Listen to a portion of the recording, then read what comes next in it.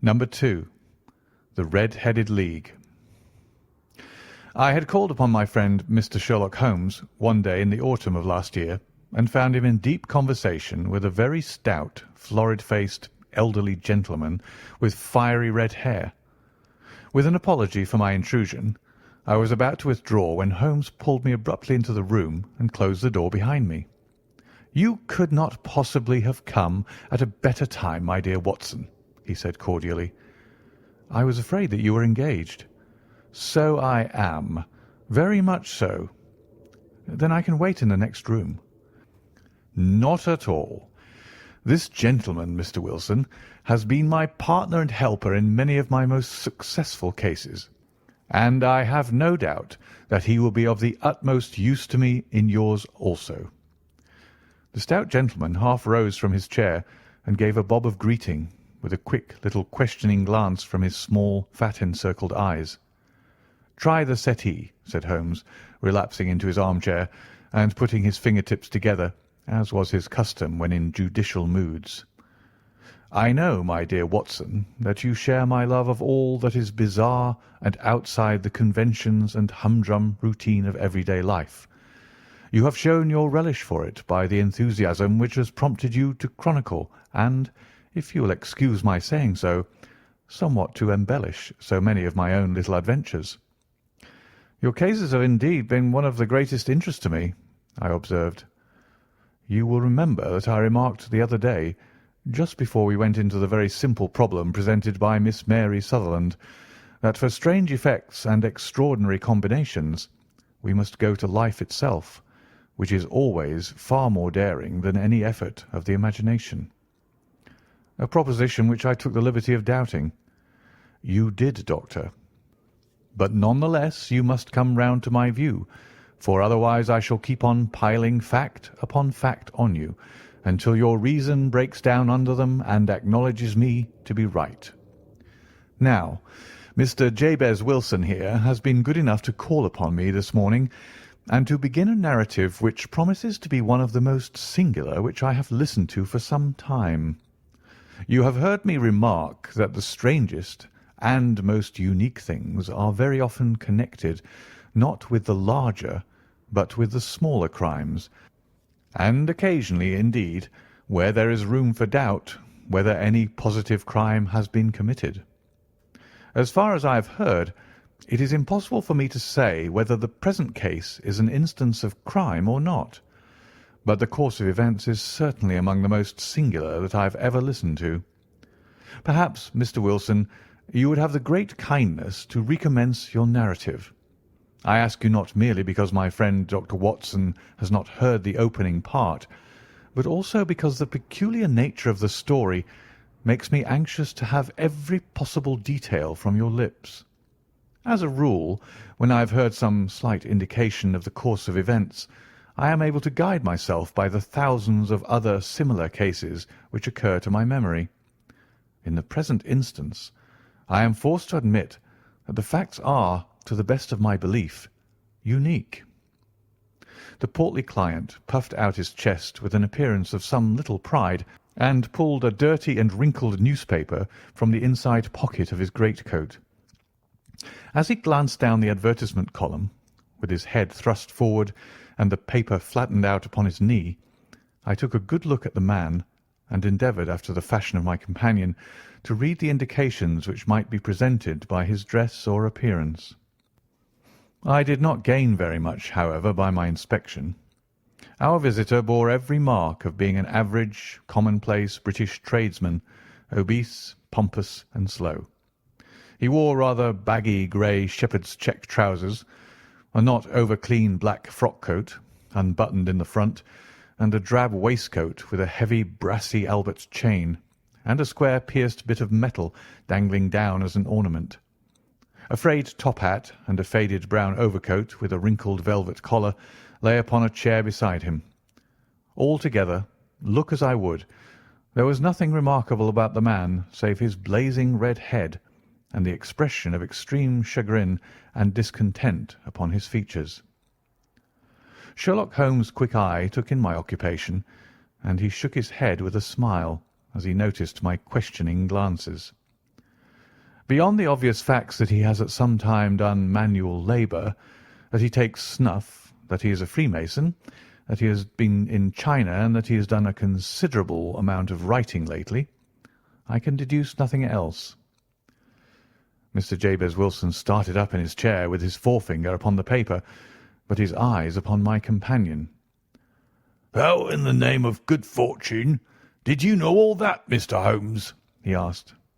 "How did you know, for example, that I did manual labour? It's as true as gospel, for I began as a ship's carpenter." "Your hands, my dear sir. Your right hand is quite a size larger than your left. You have worked with it, and the muscles are more developed." "Well, the snuff, then, and the Freemasonry." "I won't insult your intelligence by telling you how I read that, especially as, rather against the strict rules of your order, you use an arc and compass breastpin." "Ah, of course, I forgot that. But the writing?" "What else can be indicated by that right cuff, so very shiny for 5 inches, and the left one with the smooth patch near the elbow, where you rest it upon the desk?" "Well, but China?" "The fish that you have tattooed immediately above your right wrist could only have been done in China. I have made a small study of tattoo marks, and have even contributed to the literature of the subject. That trick of staining the fish's scales of a delicate pink is quite peculiar to China. When, in addition, I see a Chinese coin hanging from your watch chain, the matter becomes even more simple." Mr. Jabez Wilson laughed heavily. "Ha, ha! Well, I never!" said he. "I thought at first that you had done something clever, but I see that there was nothing in it after all." "I begin to think, Watson," said Holmes, "that I make a mistake in explaining. Omne ignotum pro magnifico. You know, and my poor little reputation, such as it is, will suffer shipwreck if I am so candid. Can you not find the advertisement, Mr. Wilson?" Yes, I have got it now," he answered with his thick red finger planted halfway down the column. "Here it is. This is what began it all. You just read it for yourself, sir." I took the paper from him and read as follows: "To the Red-Headed League. On account of the bequest of the late Ezekiah Hopkins of Lebanon, Pennsylvania, USA, there is now another vacancy open which entitles a member of the League to a salary of £4 a week for purely nominal services. All red-headed men who are sound in body and mind and above the age of 21 years are eligible. Apply in person on Monday at 11 o'clock to Duncan Ross at the offices of the League, 7 Pope's Court, Fleet Street." "What on earth does this mean?" I ejaculated, after I had twice read over the extraordinary announcement. Holmes chuckled and wriggled in his chair, as was his habit when in high spirits. "It is a little off the beaten track, isn't it?" said he. "And now, Mr. Wilson, off you go at scratch and tell us all about yourself, your household, and the effect which this advertisement had upon your fortunes. You will first make a note, Doctor, of the paper and the date." "It is the Morning Chronicle of April 27th, 1890. Just 2 months ago." "Very good. Now, Mr. Wilson?" "Well, it is just as I've been telling you, Mr. Sherlock Holmes," said Jabez Wilson, mopping his forehead. "I have a small pawnbroker's business at Coburg Square, near the sea. It's not a very large affair, and of late years it has not done more than just give me a living. I used to be able to keep 2 assistants, but now I only keep 1, and I would have a job to pay him, but that he is willing to come for half wages, so as to learn the business." "What is the name of this obliging youth?" asked Sherlock Holmes. "His name is Vincent Spaulding, and he's not such a youth either. It's hard to say his age. I should not wish a smarter assistant, Mr. Holmes, and I know very well that he could better himself and earn twice what I'm able to give him. But after all, if he is satisfied, why should I put ideas in his head?" "Why, indeed? You seem most fortunate in having an employee who comes under the full market price. It is not a common experience among employers in this age. I don't know that your assistant is not as remarkable as your advertisement."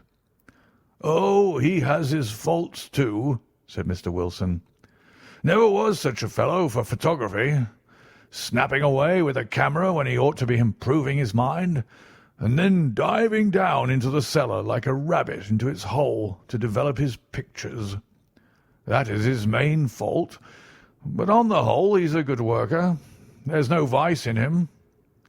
"He is still with you, I presume?" "Yes, sir. He and a girl of 14 who does a bit of simple cooking and keeps the place clean. That's all I have in the house, for I am a widower and never had any family. We live very quietly, sir, the three of us, and we keep a roof over our heads and pay our debts, if we do nothing more. The first thing that put us out was that advertisement. Spaulding, he came down into the office just this day, 8 weeks, with this very paper in his hand, and he says, 'I wish to the Lord, Mr. Wilson, that I was a red-headed man.' 'Why that?' I asks. 'Why,' says he, 'here's another vacancy on the League of the Red-Headed Men. It's worth quite a little fortune to any man who gets it, and I understand that there are more vacancies than there are men, so that the trustees are at their wits' end what to do with the money. If my hair would only change colour, there's a nice little crib all ready for me to step into.' 'Why, what is it then?' I asked. 'You see, Mr. Holmes, I'm a very stay-at-home man, and as my business came to me instead of my having to go to it, I was often weeks on end without putting my foot over the door-mat. In that way, I didn't know much of what was going on outside, and I was always glad of a bit of news.' "Have you never heard of the League of the Red-Headed Men?" he asked with his eyes open. "Never. Why, I wonder at that, for you are eligible yourself for one of the vacancies." "And what are they worth?" I asked. "Oh, merely a couple of hundred a year, but the work is slight, and it need not interfere very much with one's other occupations." Well, you can easily think that that made me prick up my ears, for the business has not been over good for some years, and an extra couple of hundred would have been very handy. "Tell me all about it," said I. "Well," said he, showing me the advertisement, "you can see for yourself that the League has a vacancy, and there is the address where you should apply for particulars. As far as I can make out, the League was founded by an American millionaire, Ezekiah Hopkins, who was very peculiar in his ways. He was himself red-headed, and he had a great sympathy for all red-headed men. So, when he died, it was found that he had left his enormous fortune in the hands of trustees, with instructions to apply the interest to the providing of easy berths to men whose hair is of that colour. From all I hear, it is splendid pay and very little to do." "But," said I, "there'd be millions of red-headed men who could apply." "Not so many as you might think," he answered. "You see, it is really confined to Londoners and to grown men. This American had started from London when he was young, and he wanted to do the old town a good turn. Then again, I have heard it is no use your applying if your hair is light red or dark red or anything but real, bright, blazing, fiery red. Now, if you cared to apply, Mr. Wilson, you would just walk in, but perhaps it would hardly be worth your while to put yourself out of the way for the sake of a few £100. Now, it is a fact, gentlemen, as you may see for yourselves, that my hair is of a very full and rich tint, so that it seemed to me that if there was to be any competition in the matter, I stood as good a chance as any man that I had ever met. Vincent Spaulding seemed to know so much about it that I thought he might prove useful. So I just ordered him to put up the shutters for the day and to come right away with me. He was very willing to have a holiday, so we shut the business up and started off for the address that was given us in the advertisement. I never hope to see such a sight as that again, Mr. Holmes.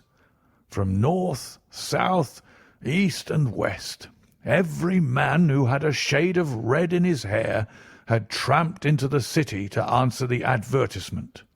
Fleet Street was choked with red-headed folk, and Pope's Court looked like a coster's orange barrow. I should not have thought there were so many in the whole country as were brought together by that single advertisement. Every shade of colour they were: straw, lemon, orange, brick, Irish setter, liver, clay.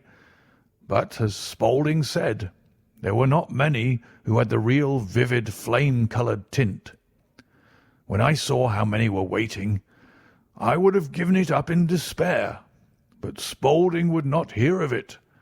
How he did it I could not imagine, but he pushed and pulled and butted until he got me through the crowd and right up to the steps which led to the office. There was a double stream upon the stair, some going up in hope and some coming back dejected. But we wedged in as well as we could, and soon found ourselves in the office. "Your experience has been a most entertaining one," remarked Holmes as his client paused and refreshed his memory with a huge pinch of snuff. "Pray continue your very interesting statement." There was nothing in the office but a couple of wooden chairs and a deal table, behind which sat a small man with a head that was even redder than mine. He said a few words to each candidate as he came up, and then he always managed to find some fault in them which would disqualify them. Getting a vacancy did not seem to be such a very easy matter after all. However, when our turn came, the little man was much more favourable to me than to any of the others, and he closed the door as we entered, so that he might have a private word with us. "This is Mr. Jabez Wilson," said my assistant. "and he is willing to fill in a vacancy in the League." "And he is admirably suited for it," the other answered. "He has every requirement. I cannot recall when I have seen anything so fine." He took a step backward, cocked his head on one side, and gazed at my hair until I felt quite bashful. Then suddenly he plunged forward, wrung my hand, and congratulated me warmly on my success. "It would be injustice to hesitate," said he. "You will, however, I am sure, excuse me for taking an obvious precaution." With that he seized my hair in both his hands and tugged until I yelled with the pain. "There is water in your eyes," said he as he released me. "I perceive that all is as it should be, but we have to be careful, for we have twice been deceived by wigs and once by paint. I could tell you tales of cobbler's wax which would disgust you with human nature." He stepped over to the window and shouted through it at the top of his voice that the vacancy was filled. A groan of disappointment came up from below, and the folk all trooped away in different directions until there was not a red head to be seen, except my own and that of the manager. "My name," said he, "is Mr. Duncan Ross, and I am myself one of the pensioners upon the fund left by our noble benefactor. Are you a married man, Mr. Wilson? Have you a family?" I answered that I had not. His face fell immediately. "Dear me," he said gravely, "that is very serious indeed. I am sorry to hear you say that. The fund was, of course, for the propagation and spread of the red heads as well as for their maintenance. It is exceedingly unfortunate that you should be a bachelor." My face lengthened at this, Mr. Holmes, for I thought that I was not to have the vacancy after all. But after thinking it over for a few minutes, he said that it would be all right. "In the case of another," said he, "the objection might be fatal, but we must stretch a point in favour of a man with such a head of hair as yours. When shall you be able to enter upon your new duties?" "Well, it is a little awkward, for I have a business already," said I. "Oh, never mind about that, Mr. Wilson," said Vincent Spaulding.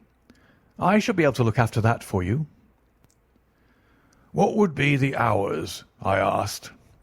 10 to 2. "Now, a pawnbroker's business is mostly done of an evening, Mr. Holmes, especially Thursday and Friday evening, which is just before payday, so it would suit me very well to earn a little in the mornings. Besides, I knew that my assistant was a good man, and that he would see to anything that turned up." "That would suit me very well," said I. "And the pay?" "Is £4 a week." "And the work?" "Is purely nominal." "What do you call purely nominal?" "Well, you have to be in the office, or at least in the building, the whole time. If you leave, you forfeit your whole position forever. The will is very clear upon that point. You don't comply with the conditions if you budge from the office during that time." "It's only 4 hours a day, and I should not think of leaving," said I. "No excuse will avail," said Mr. Duncan Ross. "Neither sickness nor business nor anything else. There you must stay, or you lose your billet." "And the work?" "Is to copy out the Encyclopædia Britannica. There is the first volume of it in that press. You must find your own ink, pens, and blotting paper, but we provide this table and chair. Will you be ready tomorrow?" "Certainly," I answered. "Then good-bye, Mr. Jabez Wilson, and let me congratulate you once more on the important position which you have been fortunate enough to gain." He bowed me out of the room, and I went home with my assistant, hardly knowing what to say or do. I was so pleased at my own good fortune. Well, I thought over the matter all day, and by evening I was in low spirits again, for I had quite persuaded myself that the whole affair must be some great hoax or fraud, though what its object might be I could not imagine. It seemed altogether past belief that anyone could make such a will, or that they should pay such a sum for doing anything so simple as copying out the Encyclopædia Britannica. Vincent Spaulding did what he could do to cheer me up, but by bedtime I had reasoned myself out of the whole thing. However, in the morning I determined to have a look at it anyhow, so I bought a penny bottle of ink, and with a quill pen and 7 sheets of foolscap paper, I started off for Pope's Court. Well, to my surprise and delight, everything was as right as possible. The table was set out ready for me, and Mr. Duncan Ross was there to see that I got fairly to work. He started me off upon the letter A, and then he left me, but he would drop in from time to time to see that all was right with me. At 2 o'clock he bade me good day, complimented me upon the amount that I had written, and locked the door of the office after me.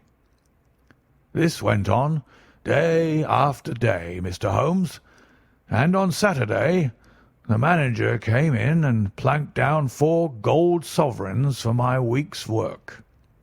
It was the same next week, and the same the week after. Every morning I was there at 10, and every afternoon I left at 2. By degrees, Mr. Duncan Ross took to coming in only once of a morning, and then, after a time, he did not come in at all. Still, of course, I never dared to leave the room for an instant, for I was not sure when he might come, and the billet was such a good one and suited me so well that I would not risk the loss of it. 8 weeks passed away like this, and I had written about abbots and archery and armour and architecture and Attica, and hoped with diligence that I might get on to the B's before very long. It cost me something in foolscap, and I had pretty nearly filled a shelf with my writings, and then suddenly the whole business came to an end." "To an end?" "Yes, sir, and no later than this morning. I went to my work as usual at 10 o'clock, but the door was shut and locked with a little square of cardboard hammered onto the middle of the panel with a tack. Here it is, and you can read for yourself." He held up a piece of white cardboard about the size of a sheet of notepaper. It read in this fashion: "The Red-Headed League is dissolved. October 9th, 1890. Sherlock Holmes and I surveyed this curt announcement and the rueful face behind it until the comical side of the affair so completely overtopped every other consideration that we both burst out into a roar of laughter. "I cannot see that there is anything very funny," cried our client, flushing up to the roots of his flaming head. "If you can do nothing better than laugh at me, I can go elsewhere." "No, no," cried Holmes, shoving him back into the chair from which he had half risen. "I really wouldn't miss your case for the world. It is most refreshingly unusual, but there is, if you will excuse me saying so, something just a little funny about it. Pray, what steps did you take when you found the card upon the door?" "I was staggered, sir. I did not know what to do. Then I called at the offices round, but none of them seemed to know anything about it.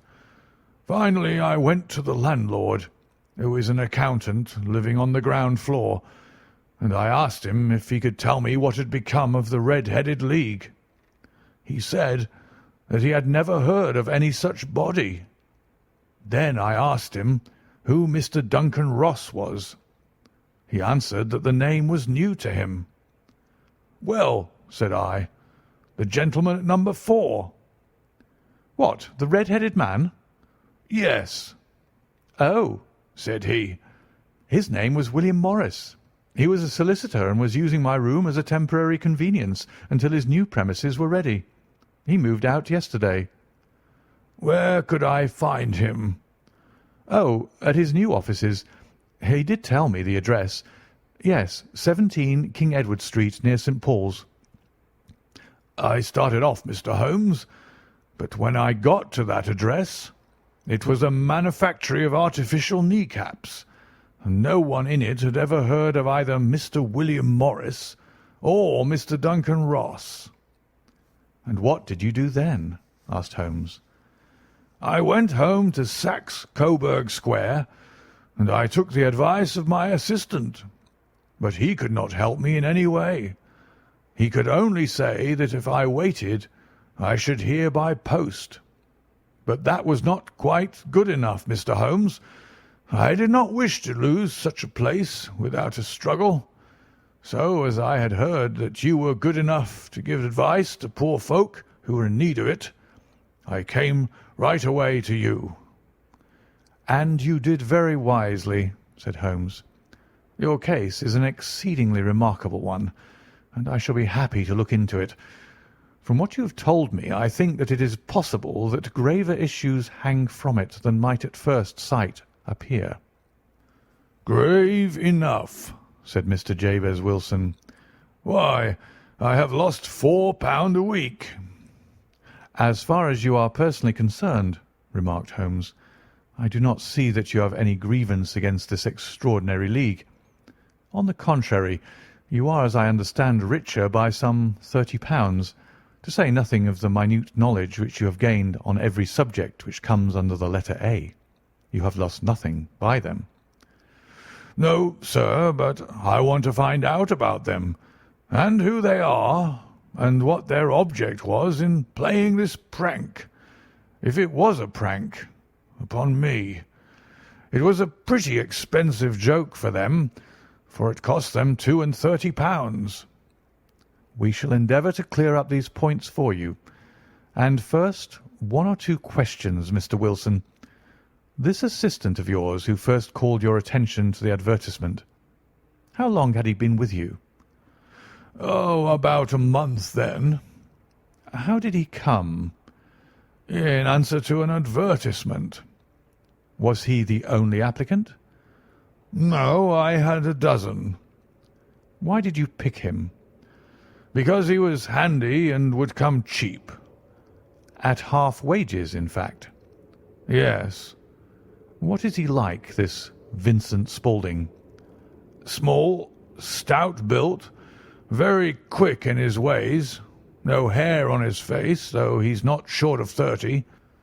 Has a white splash of acid upon his forehead. Holmes sat up in his chair in considerable excitement. I thought as much, said he. Have you ever observed that his ears are pierced for earrings? Yes, sir. He told me that a gypsy had done it for him when he was a lad.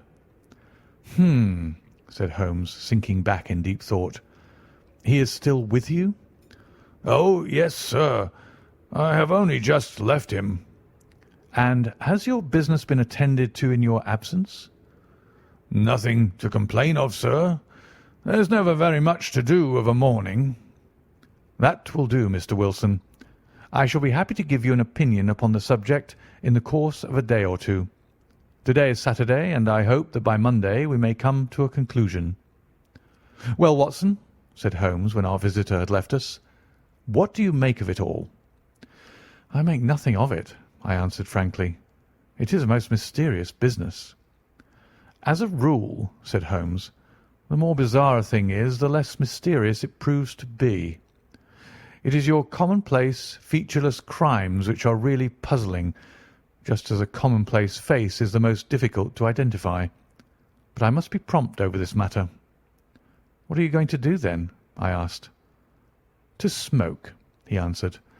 It is quite a three-pipe problem, and I beg that you won't speak to me for 50 minutes. He curled himself up in his chair with his thin knees drawn up to his hawk-like nose, and there he sat with his eyes closed and his black clay pipe thrusting out like the bill of some strange bird.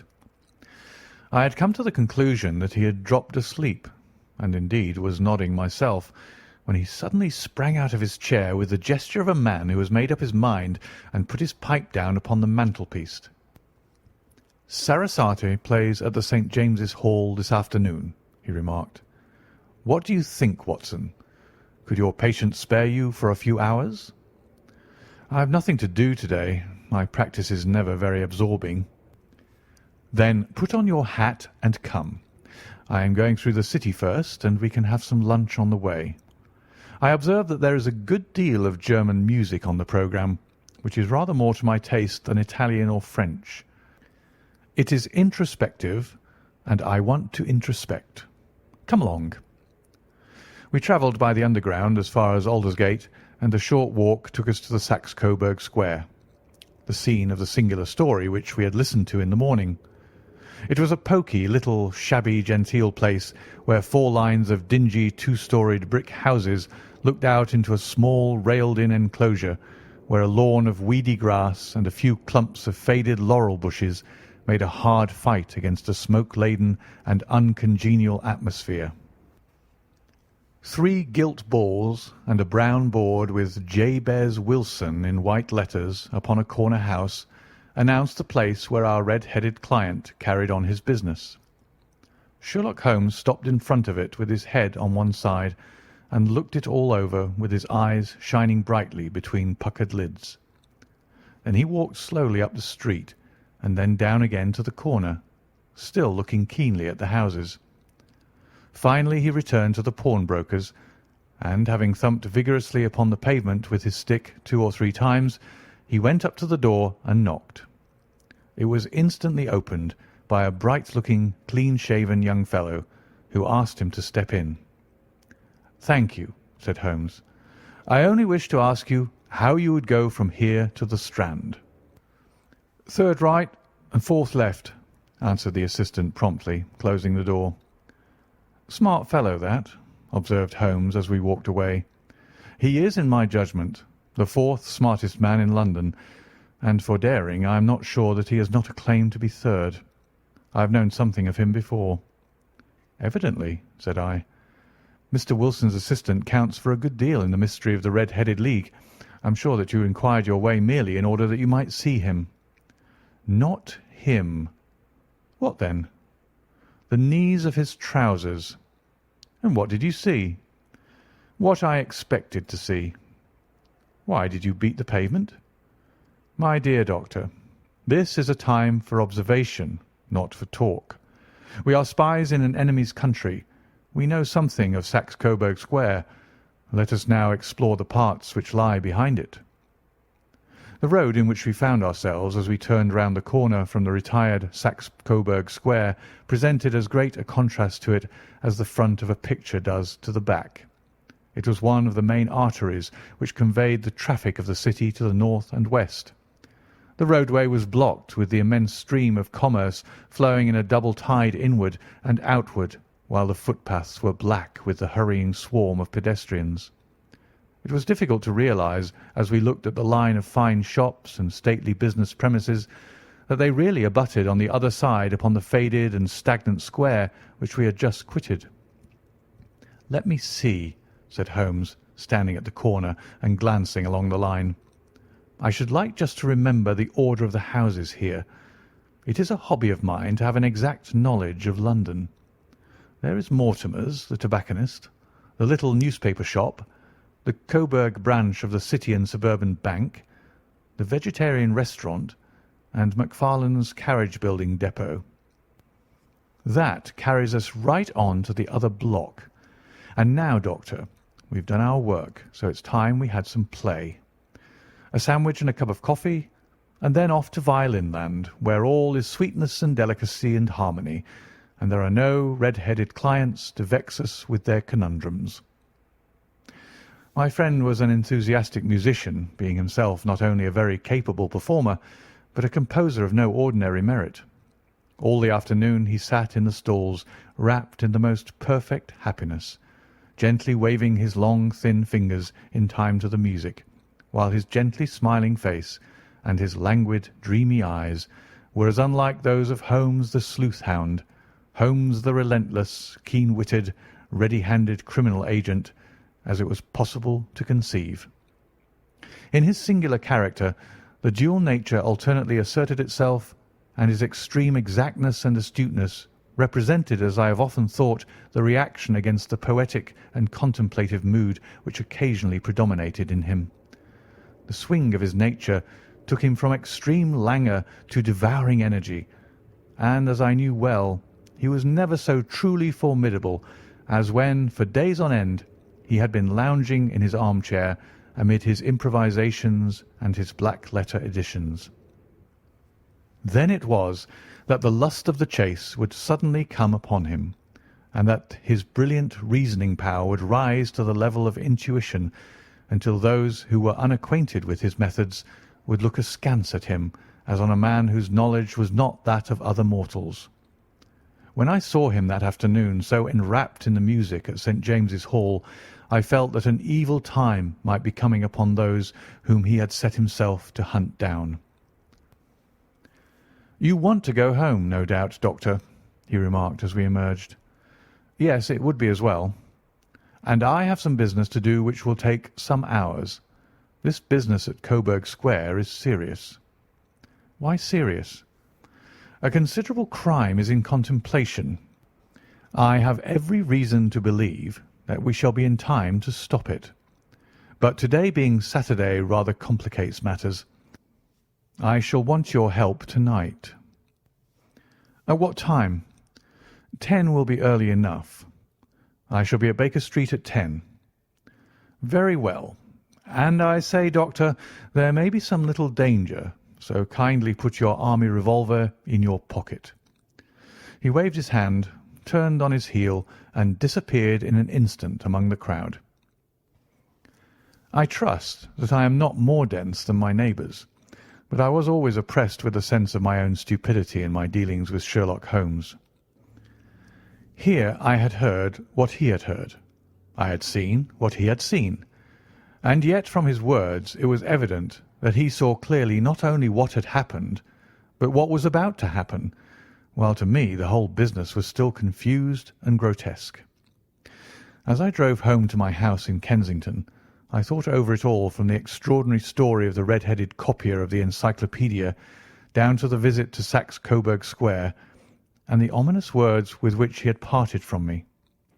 What was this nocturnal expedition, and why should I go armed? Where were we going, and what were we to do? I had the hint from Holmes that this smooth-faced pawnbroker's assistant was a formidable man, a man who might play a deep game. I tried to puzzle it out, but gave it up in despair and set the matter aside until night should bring an explanation. It was 9:15 when I started from home and made my way across the park and so through Oxford Street to Baker Street. 2 hansoms were standing at the door, and as I entered the passage I heard the sound of voices from above.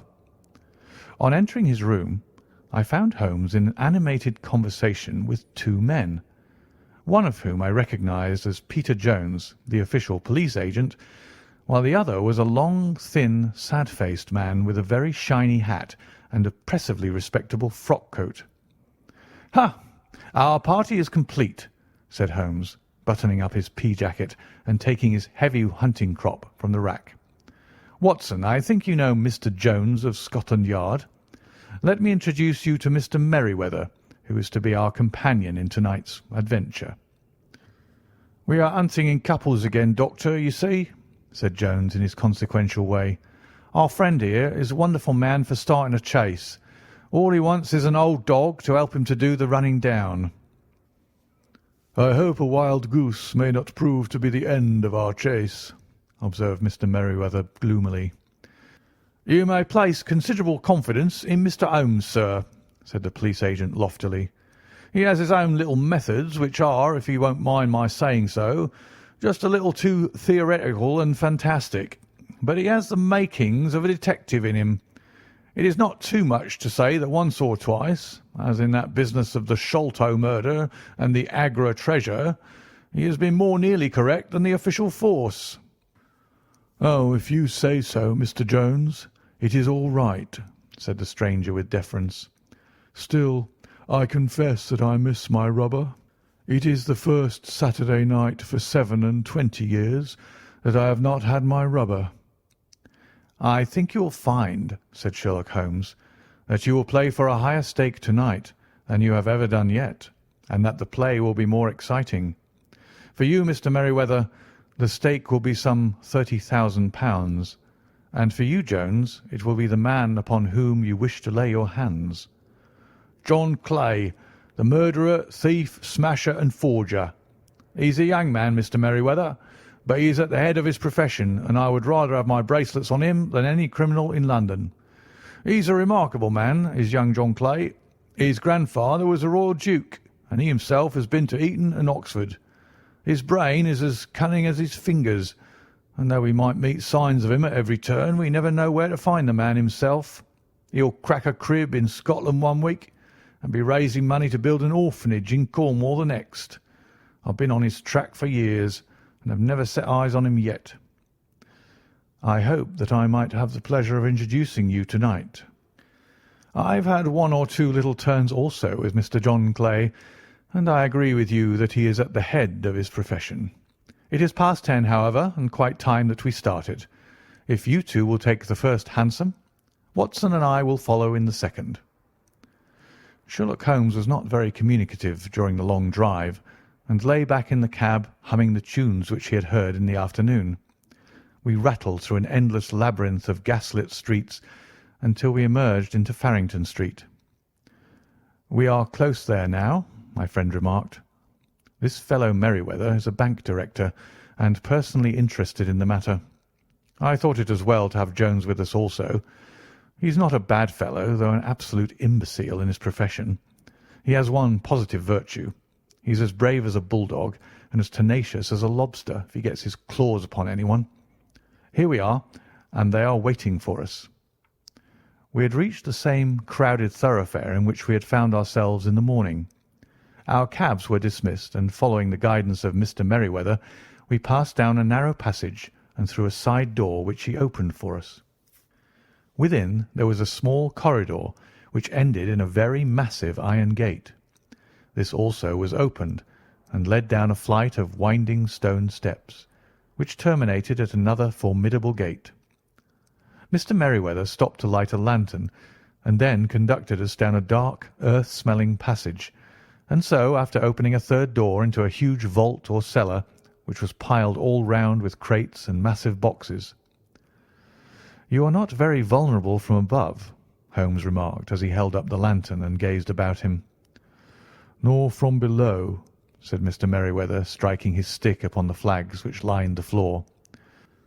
"Why, dear me, it sounds quite hollow," he remarked, looking up in surprise. "I must really ask you to be a little more quiet," said Holmes severely. "You have already imperilled the whole success of our expedition. Might I beg that you would have the goodness to sit down upon one of these boxes, and not to interfere?" The solemn Mr. Merryweather perched himself upon a crate, with a very injured expression upon his face, while Holmes fell upon his knees upon the floor, and with the lantern and a magnifying lens began to examine minutely the cracks between the stones. A few seconds sufficed to satisfy him, for he sprang to his feet again and put his glass in his pocket. "We have at least an hour before us," he remarked, "for they can hardly take any steps until the good pawnbroker is safely in bed. Then they will not lose a minute, for the sooner they do their work, the longer time they will have for their escape. We are at present, Doctor, as no doubt you have divined, in the cellar of the City branch of one of the principal London banks. Mr. Merryweather is the chairman of directors, and he will explain to you that there are reasons why the more daring criminals of London should take a considerable interest in this cellar at present." "It is our French gold," whispered the director. "We have had several warnings that an attempt might be made upon it." "Your French gold?" "Yes. We had occasion some months ago to strengthen our resources, and borrowed for that purpose 30,000 napoleons from the Bank of France. It has become known that we have never had occasion to unpack the money, and that it is still lying in our cellar. The crate upon which I sit contains 2,000 napoleons packed between layers of lead foil. Our reserve of bullion is much larger at present than is usually kept in a single branch office, and the directors have had misgivings upon the subject." "Which were very well justified," observed Holmes. "And now it is time that we arranged our little plans. I expect that within an hour matters will come to a head. In the meantime, Mr. Merryweather, we must put that screen over that dark lantern." "And sit in the dark?" "I am afraid so. I had brought a pack of cards in my pocket, and I thought that as we were a partie carrée, you might have your rubber after all. But I see that the enemy's preparations have gone so far that we cannot risk the presence of a light. And first of all, we must choose our positions. These are daring men, and though we shall take them at a disadvantage, they may do us some harm unless we are careful. I shall stand behind this crate, and do you conceal yourselves behind those. Then, when I flash a light upon them, close in swiftly. If they fire, Watson, have no compunction about shooting them down." I placed my revolver, cocked, upon the top of the wooden case behind which I crouched. Holmes shot the slide across the front of his lantern and left us in pitch darkness. Such an absolute darkness as I had never before experienced. The smell of hot metal remained to assure us that the light was still there, ready to flash out at a moment's notice.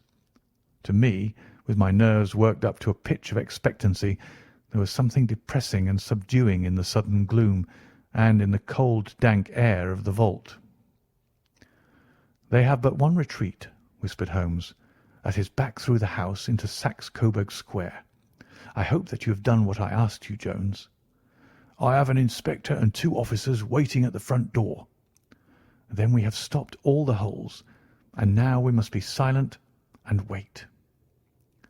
What a time it seemed! From comparing notes afterwards, it was but an hour and a quarter.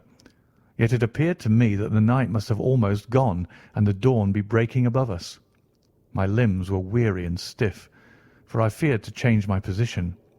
Yet my nerves were worked up to the highest pitch of tension, and my hearing was so acute that I could hear the gentle breathing of my companions, but I could distinguish the deeper, heavier in-breath of the bulky Jones from the thin, sighing note of the bank director. From my position I could look over the case in the direction of the floor. Suddenly my eyes caught the glint of a light. At first it was but a lurid spark upon the stone pavement. Then it lengthened out until it became a yellow line, and then, without any warning or sound, a gash seemed to open and a hand appeared, a white, almost womanly hand, which felt about in the centre of the little area of the light. For a minute or more the hand, with its writhing fingers, protruded out of the floor. Then it was withdrawn as suddenly as it appeared, and all was dark again save the single lurid spark which marked a chink between the stones. Its disappearance, however, was but momentary. With a rending, tearing sound, one of the broad white stones turned over upon its side and left a square, gaping hole through which streamed the light of a lantern. Over the edge there peeped a clean-cut, boyish face, which looked keenly about it, and then, with a hand on either side of the aperture, drew itself shoulder-high and waist-high until one knee rested upon the edge. In another instant he stood at the side of the hole and was hauling after him a companion, lithe and small like himself, with a pale face and a shock of very red hair. "It is all clear," he whispered. "Have you the chisel and the bags? Great Scott!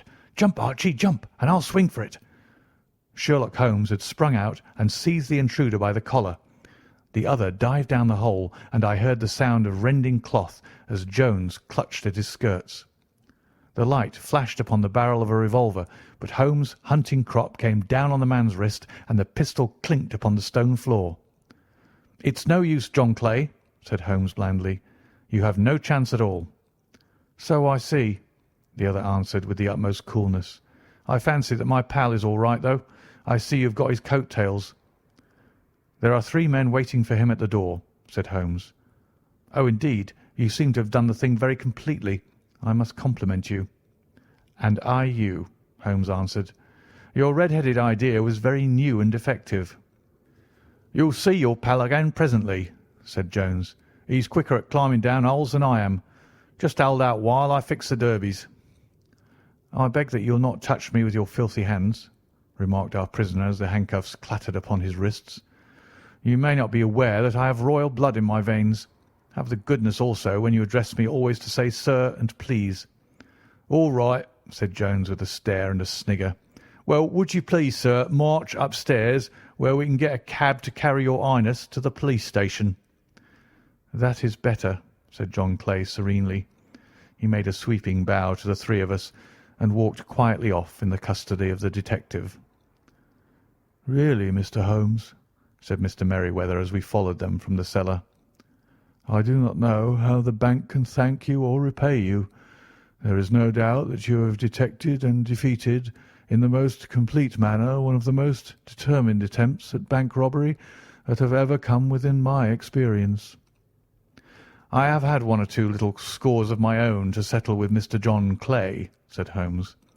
"I have been at some small expense over this matter, which I shall expect the bank to refund.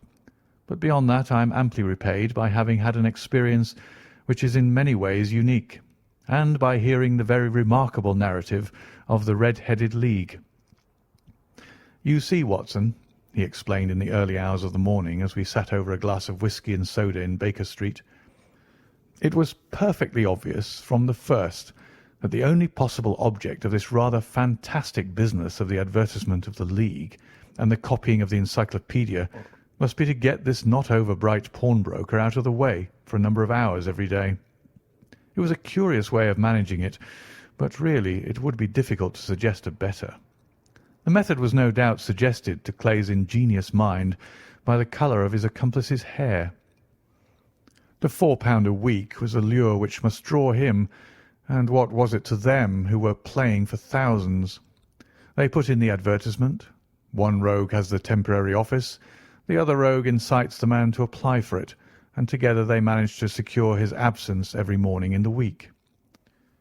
From the time that I heard of the assistant having come for half wages, it was obvious to me that he had some strong motive for securing the situation. But how could you guess what the motive was?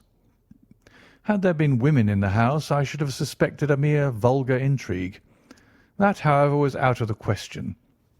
The man's business was a small one, and there was nothing in his house which could account for such elaborate preparations and such an expenditure as they were at. It must then be something out of the house. What could it be? I thought of the assistant's fondness for photography and his trick of vanishing into the cellar. The cellar. There was the end of this tangled clue. Then I made inquiries as to this mysterious assistant and found that I had to deal with one of the coolest and most daring criminals in London. He was doing something in the cellar, something which took many hours a day for months on end.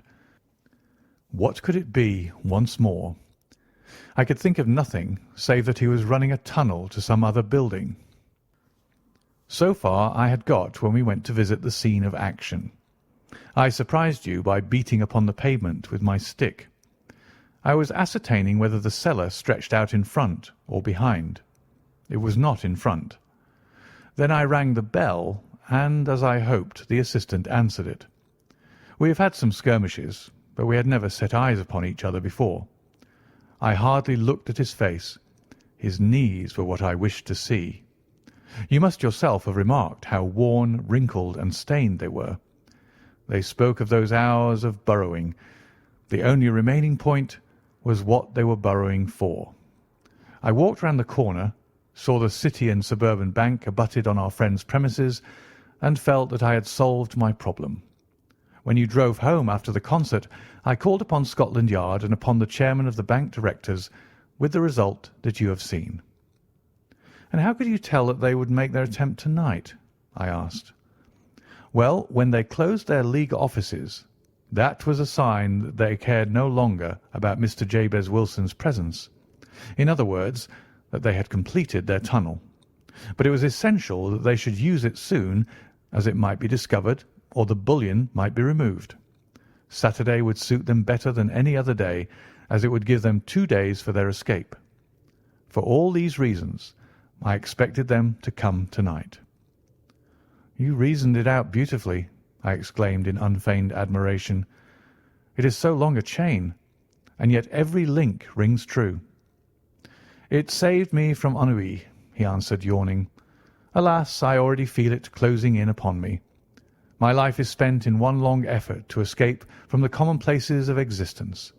These little problems help me to do so. And you are a benefactor of the race, said I. He shrugged his shoulders. Well, perhaps, after all, it is of some little use, he remarked. L'homme c'est rien, l'œuvre c'est tout, as Gustave Flaubert wrote to George Sand. End of The Red-Headed League.